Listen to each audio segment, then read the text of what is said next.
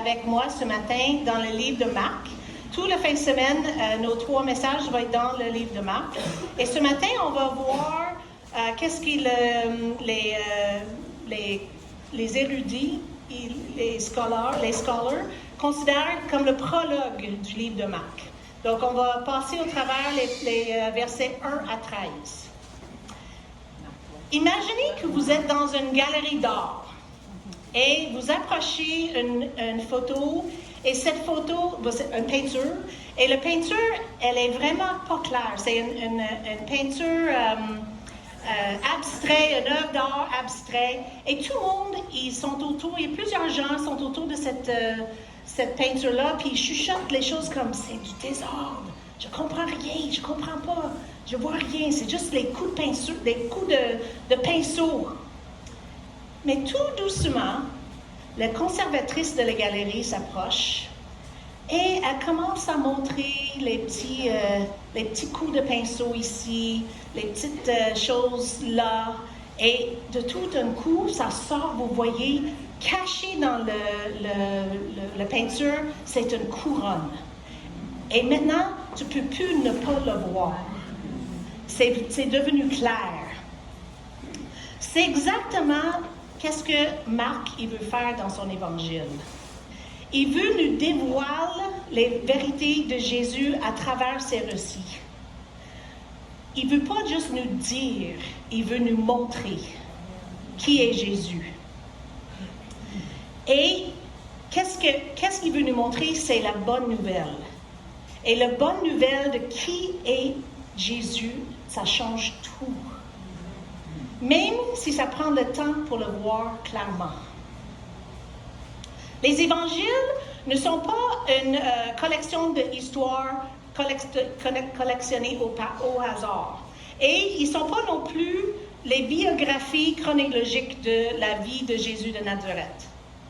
Les évangiles étaient écrits par les auteurs pour transmettre un message. Et Marc, au travers de cet week-end, nous allons voir le message que Marc il veut nous dévoiler.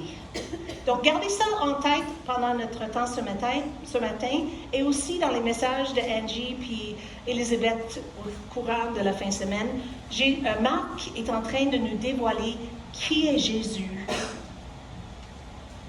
Pourquoi que c'est une bonne nouvelle et comment cela change ma vie. Qui ici connaît les Bibles illustrées? Tu sais, les petites Bibles là, avec plein d'images.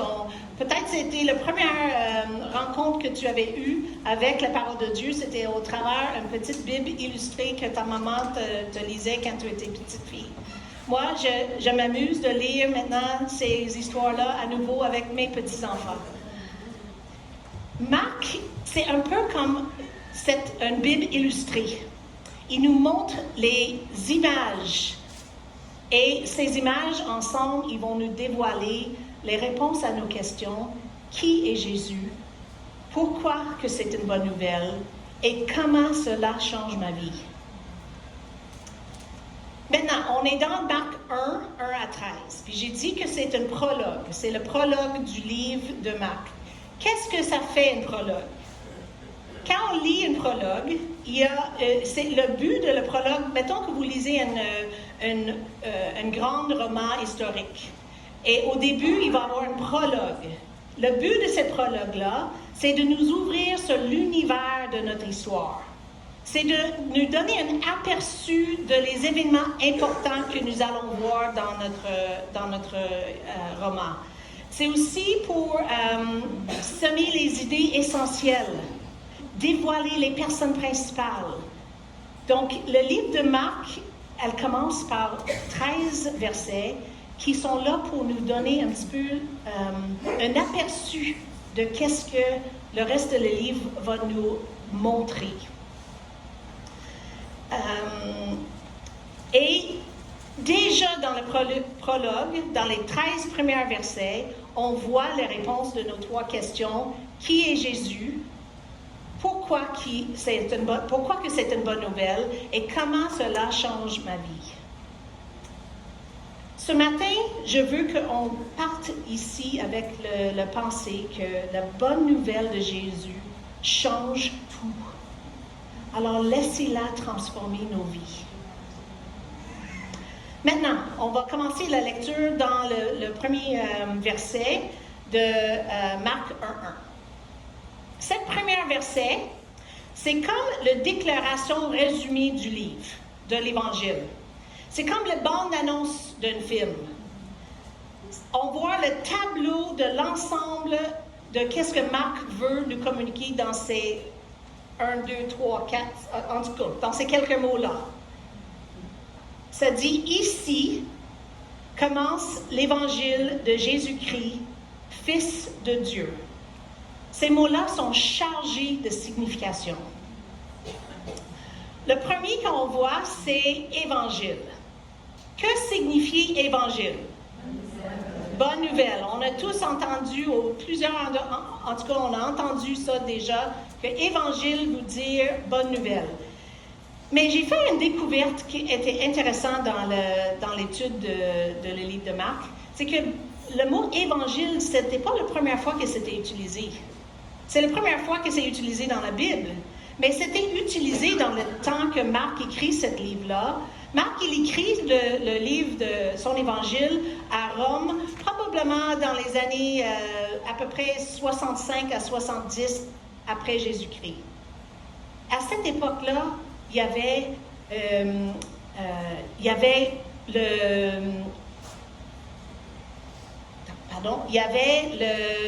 fameux César Néron. Qui sait qui était Néron? Savez-vous un petit peu de choses par de Néron? Il était vraiment un César méchant et pas vraiment méchant. En fait, qu'est-ce qui est arrivé? En 64, 71% de la ville de Rome a été détruite par un feu, qu'ils croient fortement que c'est Néron qui avait mis le feu. Et après ça, qu'est-ce qu'il fait? Ils mettent le blâme sur les chrétiens qui vivaient à Rome. Donc, eux, ils étaient persécutés.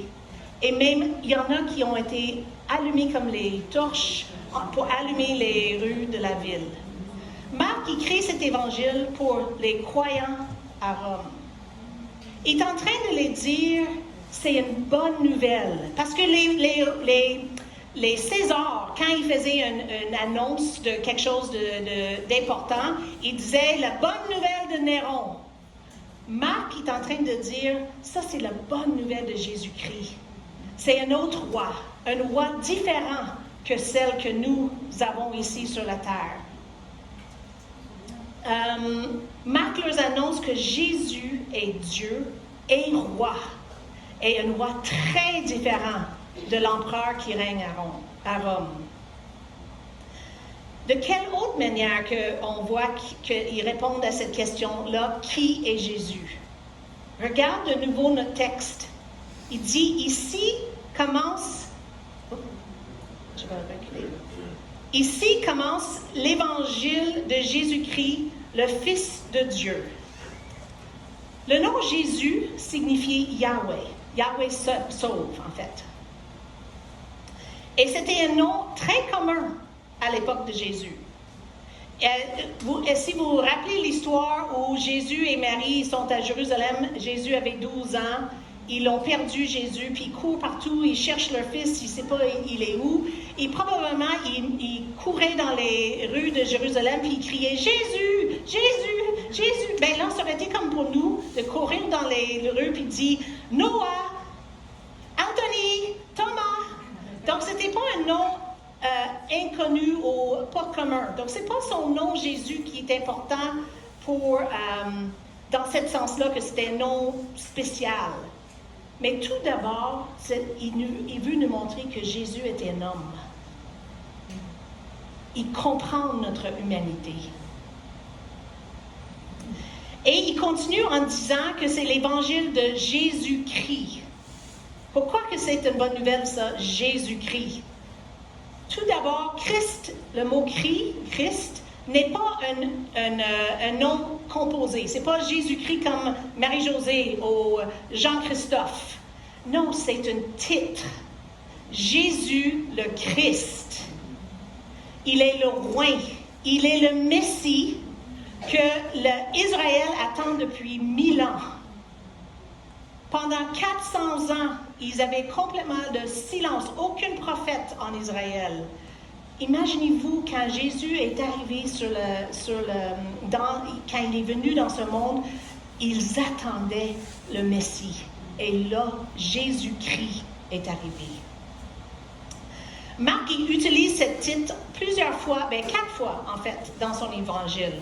Dans Marc 8, 29, où il dit, qu'on va entendre ce soir, demain matin, avec Élisabeth, où Jésus il demande à ses disciples, « Et qui dites-vous que je suis? » Et Pierre il va répondre, « Tu es le Christ. » On le voit aussi en Marc 9, 41, Jésus lui-même dit à ses disciples que lui était le Christ. Et encore en Marc 14, 61 et 62, où lors de son procès, les prêtres lui demandent « Est-ce que tu es le Christ? » Et il dit « Je le suis. » Et à la fin, quand il est sur la croix, et tous les gens autour de lui à ses pieds disent « Lui, le Messie, le roi d'Israël, qui descend de la croix. » Et alors nous le croyons. De quelle manière Marc nous montre une réponse à notre question ici, qui est Dieu? Une autre façon dans ce verset-là, c'est il est le Fils de Dieu. Il partage la divine nature de Dieu. Il y a un commentateur qui a dit ça et je trouve ça vraiment spécial. Marc il utilise cette titre pour Jésus, Fils de Dieu, seulement 3 fois dans son évangile. Ici, dans le verset 1, et en Marc 3, 11, par le témoin de les esprits impurs qui l'ont reconnu même avant que ses disciples. Ils savaient qui il était. Et on le voit aussi avec le centurion à la croix qui dit vraiment cet homme était le Fils de Dieu. Cet commentateur, il dit, c'est comme l'argenterie fine qu'on sort seulement pour les occasions spéciales. Il veut faire une déclaration ici que Jésus est le Fils de Dieu. Alors, comme j'ai mentionné, l'évangile de Marc répond à ces 3 questions-là. Qui est Jésus? Pourquoi c'est une bonne nouvelle? Et comment cela va changer ma vie? Dès cette première verset, on commence à voir les réponses à cette question-là. Il est le Messie promis, tant attendu. Il est le libérateur, tant espéré. Il est un homme et il est Dieu et il est roi. Christ est roi. Pourquoi que c'est une bonne nouvelle? Réfléchissez un petit peu à notre auditoire originel. Ceux que Marc écrit cette lettre-là pour les croyants à Rome. Marc veut les assurer que Christ est venu. Il règne. Il est en contrôle. Et Marc veut nous rassurer aussi que Christ est en contrôle. Il règne. Il comprend qu'est-ce qu'on vit. Et il règne. Et comment cela change nos vies? Mais premièrement, dès le premier verset de ce livre-là, il met une emphase sur Jésus-Christ. Marc veut s'assurer que notre focus est sur Jésus-Christ et pas sur nous-mêmes. Souvent, on a une tendance de lire nos Bibles et on veut savoir qu'est-ce que la parole dit à moi, comment que je peux l'appliquer à ma vie. Et c'est important, mais on devrait en premier approcher la parole de Dieu pour découvrir qui est Jésus, qui est Dieu.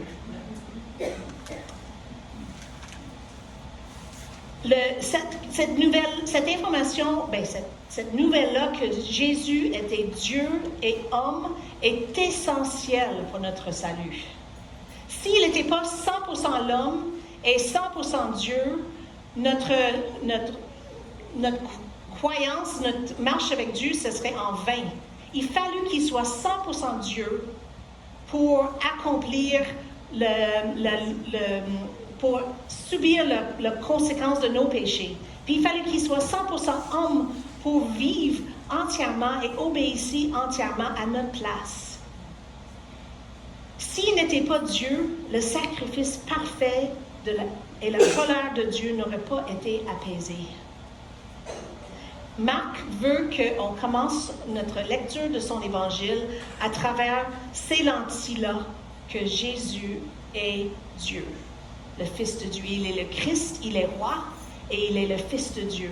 Et il est un homme qui est venu à notre place.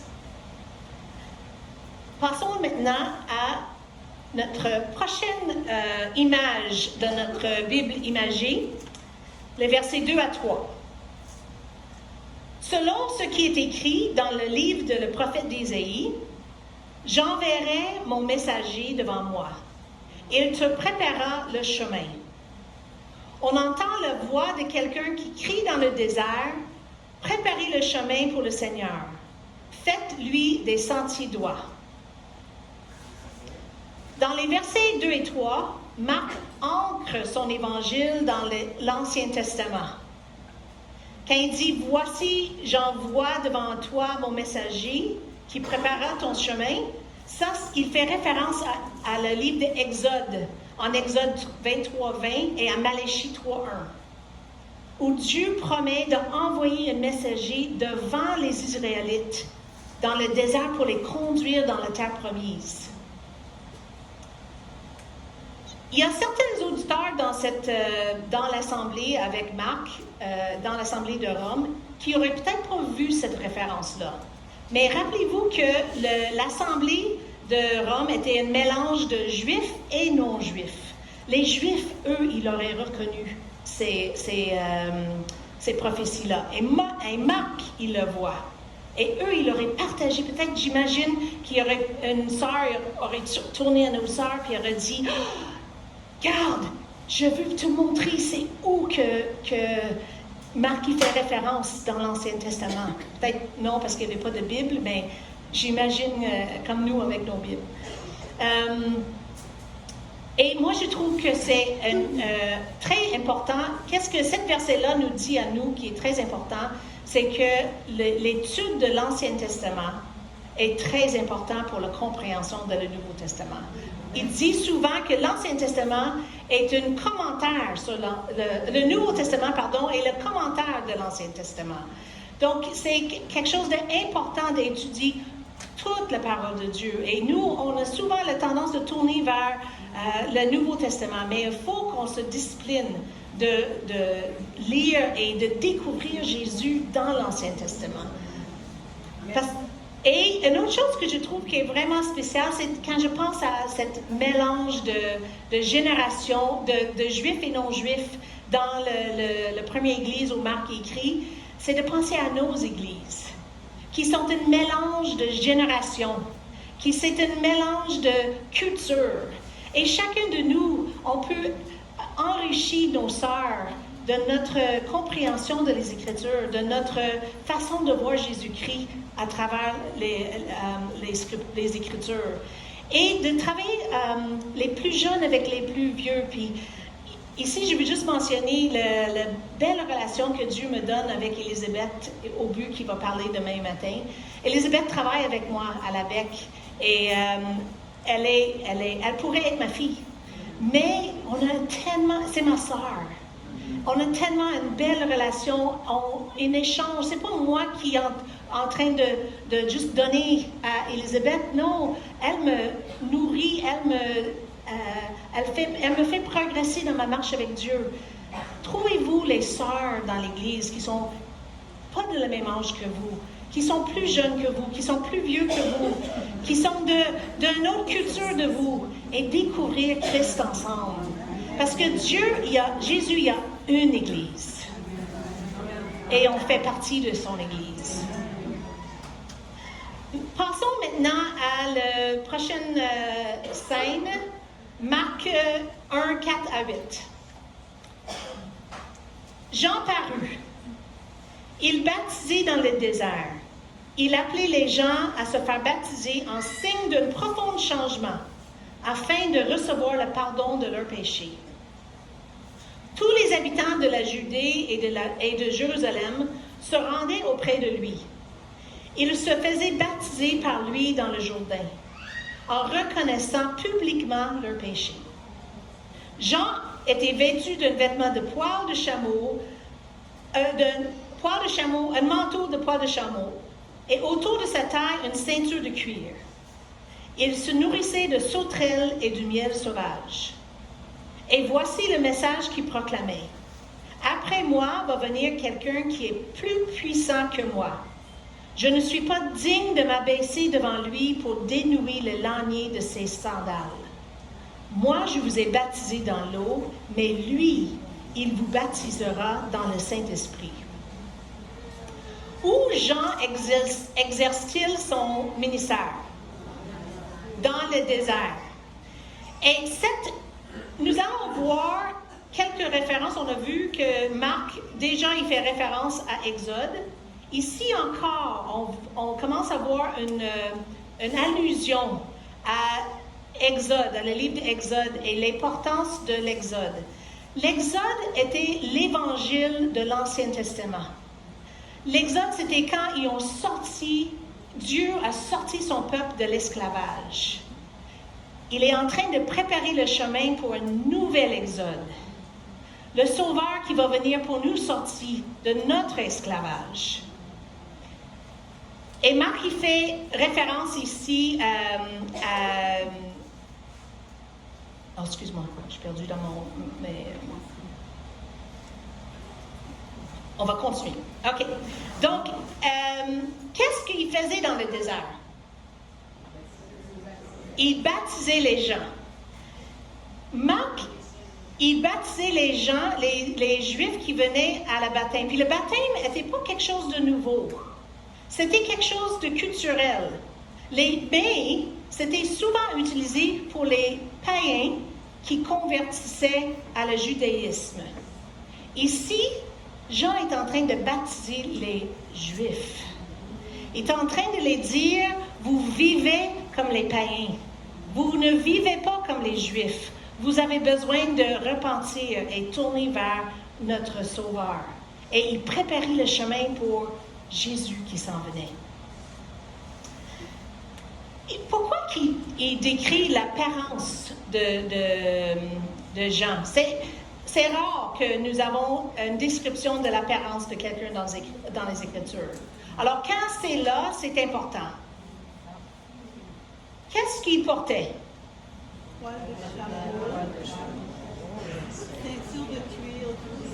Exactement. Et quel autre prophète, exactement porté, qui servait dans le désert? Premièrement, c'est Élie. Et qu'est-ce que, en 2 Rois 1:8, qu'est-ce qu'Élie portait? Exactement. Et Lévitique 21-22, il dit, Marc nous dit qu'il mangeait les sauterelles et le miel. Quelle diète! En tout cas, moi, si j'avais cette diète-là, je pense que je migrais. Mais ça a l'air que les sauterelles, là, c'est bon. En tout cas, moi, non.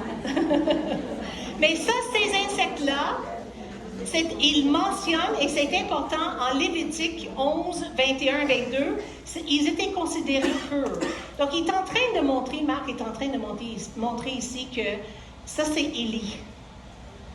Élie, que Jésus lui-même va mentionner plus tard dans l'Évangile, il est venu.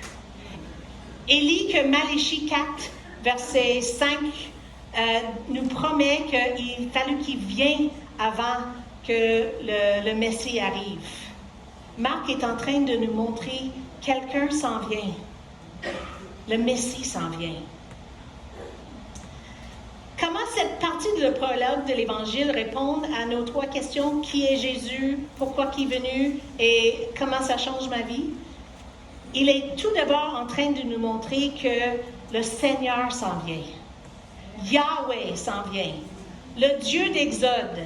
Le Dieu qui voit, qui entend et qui se souvient de ses promesses. Le Dieu de notre délivrance. Et il nous dit dans le verset 7 qu'il n'était même pas digne d'attacher ses sandales. quelque chose d'important. Il est en train de montrer que quelqu'un de meilleur qu'un prophète s'en vient. C'est pas juste un prophète, c'est Dieu lui-même qui s'en vient. Comment ça change nos vies?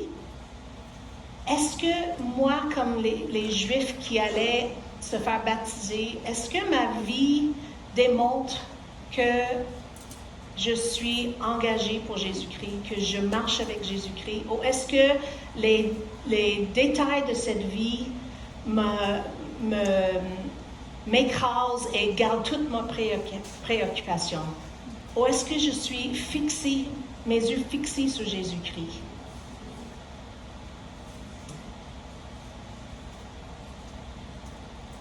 Après ça, nous allons retourner maintenant dans la prochaine section, Marc 1, 9 à 11.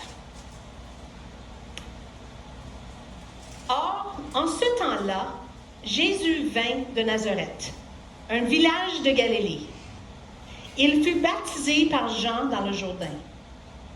Au moment où il sortait de l'eau, il vit le ciel se déchirer et l'Esprit descendre sur lui comme une colombe. Une voix retentit alors du ciel, « Tu es mon Fils bien-aimé, tu fais toute ma joie. » En ce temps, Jésus vint de Nazareth. Pourquoi cette information est importante pour comprendre qui est Jésus? Quand nous, on entend la ville de Nazareth, on pense tout de suite à le lieu de naissance de Jésus-Christ. Quand on va à l'église au nom, on sait que Jésus il venait de Nazareth. Mais dans ce temps-là, Nazareth était un tout petit village d'environ 300 habitants, inconnu, insignifiant. Ce serait comme si je disais que moi je viens de Saint-Malo, Québec. Qui sait c'est où Saint-Malo, Québec? Il y en a un en France qui est peut-être un peu plus populaire, mais il y en a un ici au Québec. Savez-vous c'est où? C'est un petit village, il fallait que j'ai fait une recherche Google, je ne sais pas non plus. C'est un tout petit village sur le bord de la douane américaine dans l'Estrie. C'est insignifiant. Charles Spurgeon dit que Marc nous montre ici une merveilleuse condescendance,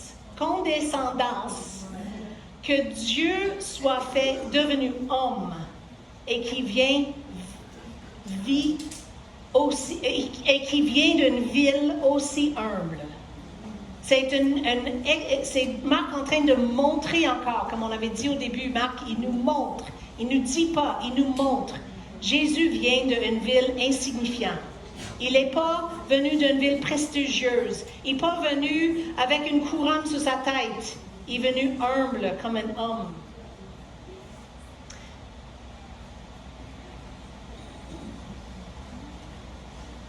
Regardons maintenant à les versets 10 et 11. Jésus remonte de l'eau. Au moment où il sortait de l'eau, il vit le ciel se déchirer et l'Esprit descendre sur lui comme une colombe. Un voix retentit alors du ciel, « Tu es mon Fils bien-aimé, tu fais toute ma joie. » Toute ma joie, pardon. Non, toute ma joie. J'essaie de faire attention à mon français. Dominique Anger, dans notre session de cohorte sur la femme scriptura, qui vient de commencer il y a 2 semaines, Dominique Anger est venu faire l'introduction cette soir-là. Et il est en train d'écrire un commentaire sur le livre de Marc. C'était tellement riche, le temps qu'on avait eu avec lui. Et il nous montrait comment que Marc enracine son évangile dans le livre d'Ésaïe. Le livre d'Ésaïe, de 40 à 66, nous parle de nouveau exode que le Messie était pour exécuter quand il est venu sur la terre. Et on lit dans le verset 19 de la chapitre 63 d'Ésaïe. Donc, Ésaïe 63, 19, si vous voulez regarder, je vais vous lire. Vous n'avez pas besoin de tourner. Ça dit, « Nous sommes depuis bien longtemps comme des gens sur qui tu ne régneras pas, qui ne porteraient pas ton nom. Oh, si tu descendais du ciel. Oh, si tu déchirais le ciel et si tu descendais.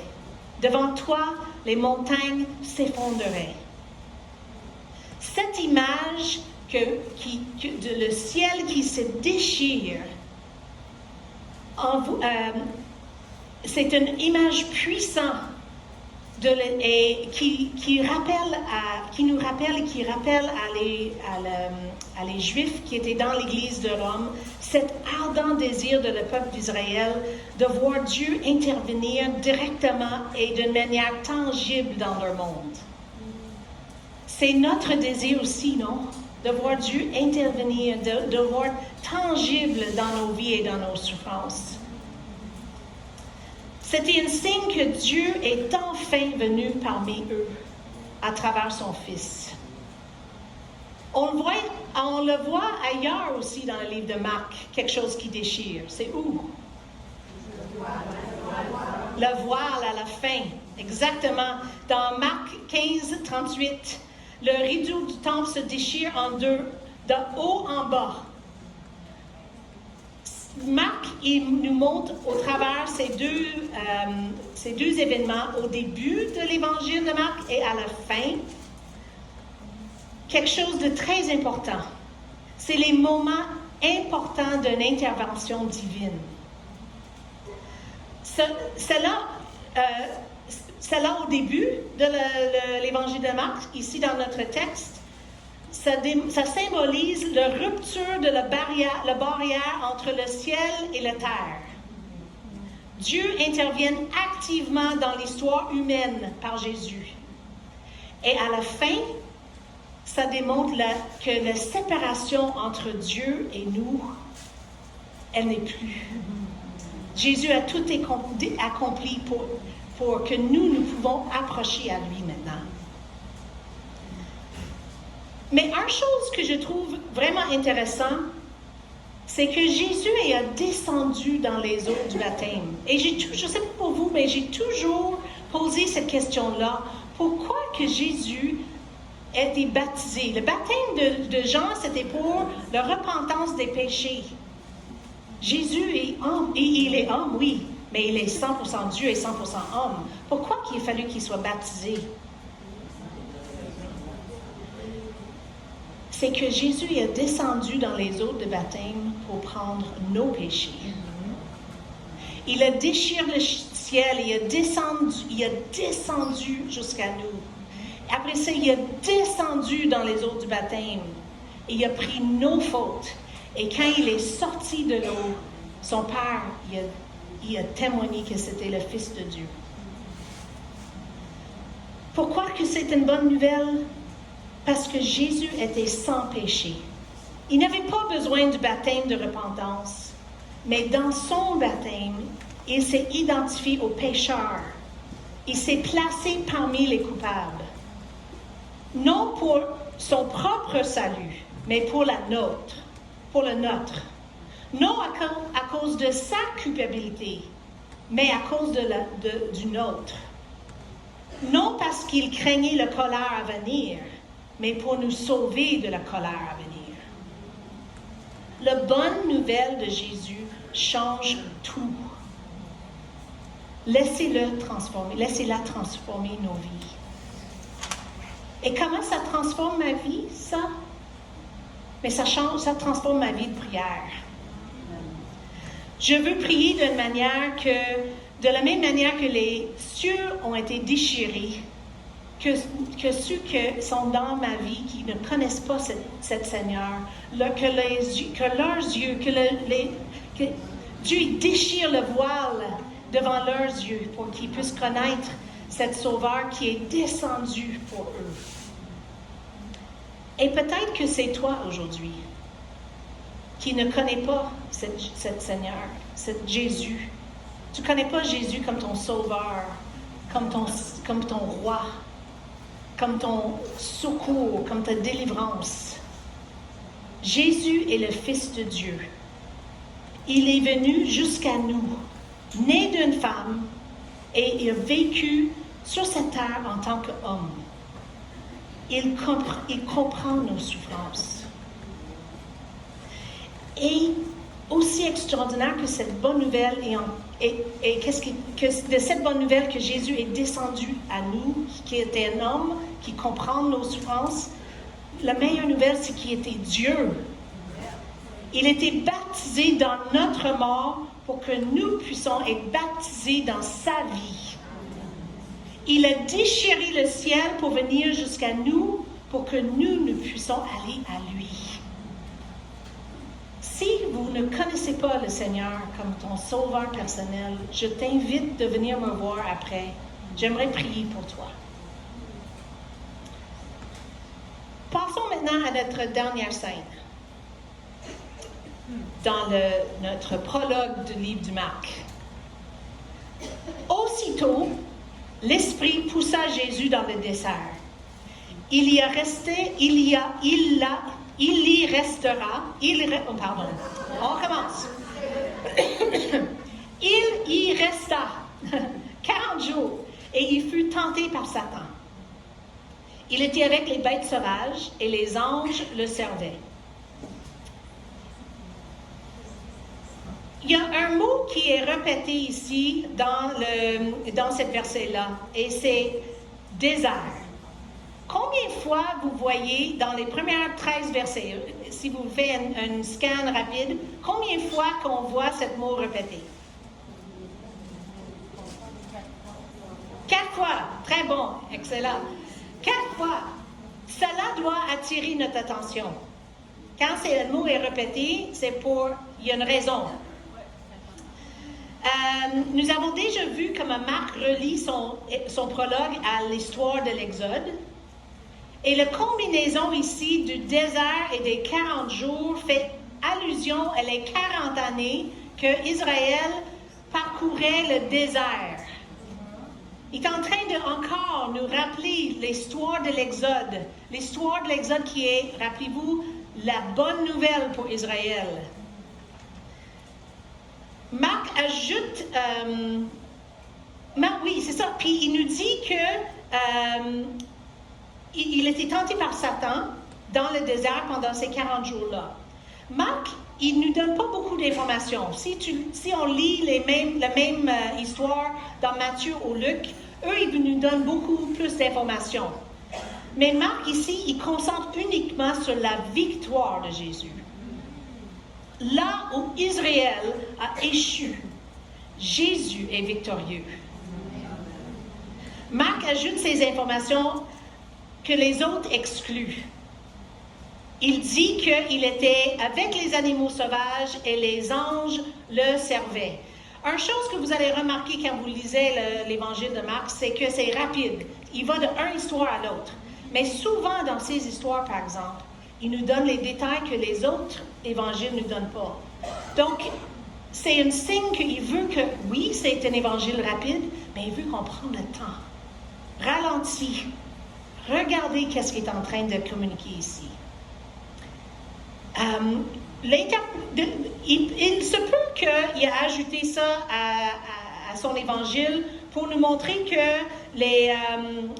Jésus était confronté à la fois des créatures dangereuses et des forces démoniaques et que les anges étaient là pour le protéger. C'est une interprétation. Mais l'interprétation que moi, je trouve qui fait le plus de sens dans le contexte du livre de Marc est que c'est un accomplissement de Isaïe 11, 6 à 9. Une image des animaux sauvages qui reconnaissaient le roi, le créateur, avant tous les autres. Une image des animaux et des anges qui se prosternent devant le Fils de Dieu. Et je trouve que ça fait du sens parce que tout de suite après ce passage-là que nous n'allons pas regarder ce soir, Jésus il déclare que le royaume est arrivé et il appelle les gens à la repentance et à la foi. Pourquoi que c'est une bonne nouvelle? Nous avons un sauveur qui était éprouvé comme nous en toutes choses. Il comprend nos faiblesses, notre douleur, nos souffrances. Mais il était victorieux. son sacrifice était acceptable devant Dieu.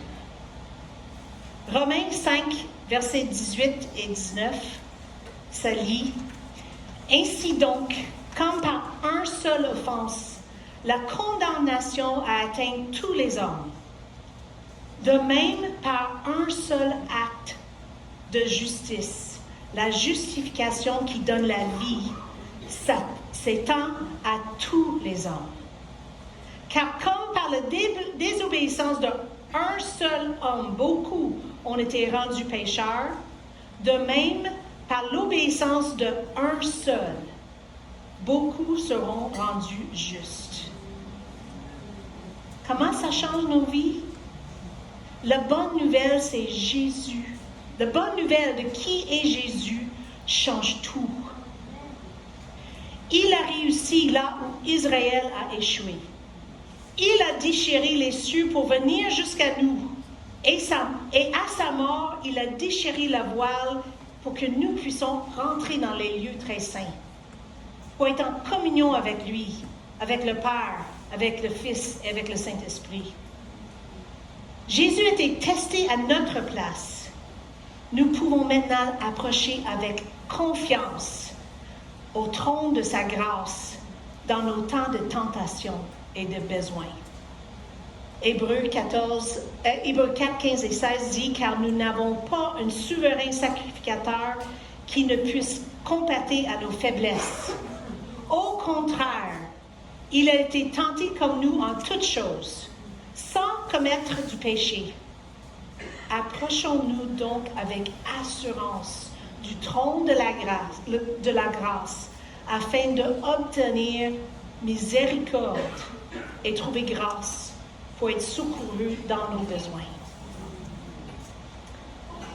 Donc, revenons à notre image de le cadre, la peinture au début de le message, dans la galerie d'art. Au début, les gens avaient mal à comprendre ce tableau.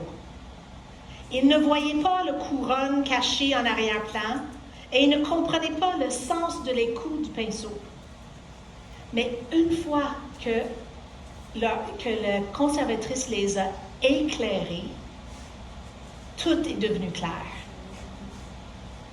Ce n'était pas le tableau qui avait changé, c'est leur compréhension qui avait changé. De la même manière, l'évangile de Marc commence en nous montrant des éclairs de qui est Jésus. Marc, il nous aide à comprendre nos trois questions. Qui est Jésus? Pourquoi est-ce une bonne nouvelle? Et comment cela change notre vie? Marc, il ne veut pas nous dire, il veut nous montrer. Et à travers la fin de semaine, dans les deux autres messages, ce soir avec Angie, elle va nous partager un passage où Jésus va nous montrer encore comment qu'il est différent, comment qu'il est en train de venir. Puis on a parlé de ça de notre réunion de prière ce matin, j'ai trouvé ça tellement spécial. Il est en train de mettre le monde à l'endroit. Nous vivons dans un monde à l'envers. Jésus est venu pour mettre le monde à l'endroit. Il est le Fils de Dieu. Qui est Jésus? Il est le Fils de Dieu, le Sauveur premier, celui qui offre grâce et miséricorde dans nos moments de besoin. Même si nous ne comprenons pas tout maintenant, faisons confiance à Jésus pour agir dans nos vies, pour transformer nos vies et de nous faire ses disciples. J'avais à cœur, à la place de prier, de chanter une chanson avec vous. Je ne sais pas si tout le monde le connaît. Elle est quand même populaire, quand même connue. Je pense que vous allez le connaître. Donc, on va juste chanter la chanson. Seigneur, à quel autre irions-nous?